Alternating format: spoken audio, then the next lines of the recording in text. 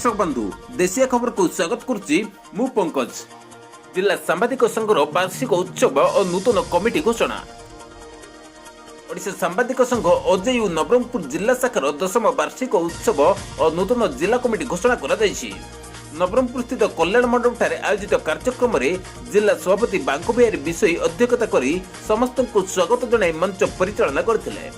मुख्य अतिथि भाव जिला सूचना और लोकसंपर्क अधिकारी हलधर न्यायाल जोगदी गणतंत्र चतुर्थ स्तंभ सांबादिक माने सत्य और निरपेक्ष खबर परिवेषण करने उपरे गुरुत्व देइथिले।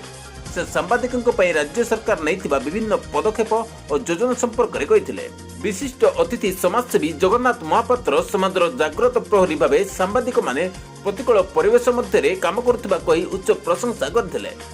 मुख्य वक्ता भाव राज्य संघर साधारण संपादक शशिभूषण प्रहराज संघ द्वारा सांबादिकों विभिन्न समस्यार समाधान पर 9 दफा दाबीपत्र राज्य सरकार को दि जाइछि।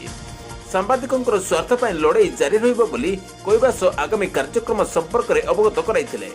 समस्त सांबादिकों को अधिक स्वीकृति करने पर सरकार निकट में दाबी रखिथिले।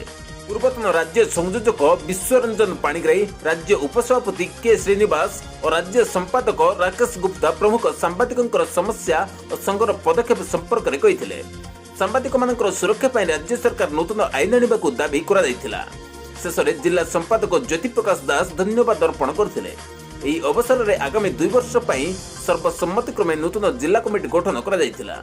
उपदेष्टा भावे प्रदीप कुमार पट्टनायक और भागीरथी मल्लिक, सभापति भावे बांको बिहारी विषयी, उपसभापति रंजन कुमार पट्टनायक, देवाशीष दास, जोगेन्द्र महांती और जानकीकांत विषयी, संपादक ज्योति प्रकाश दास, सहसंपादक के वेणुगोपाल राव, देवी प्रसाद महापात्र और तारा प्रसाद पाणिग्राही, कोषाध्यक्ष भावे शिवशंकर त्रिपाठी एवं कार्यकारी सदस्य भावे आशीष रंजन नायक, भवानी शंकर पंडा, शिशिर कुमार खरा, खगेश्वर विषयी और प्रवीण गुप्ता को मनोनीत करा जाई घोषणा करा जायतिला। एथिरे जिल्लार 60 रु ऊर्ध्व सांबादिक जोग दैथिले।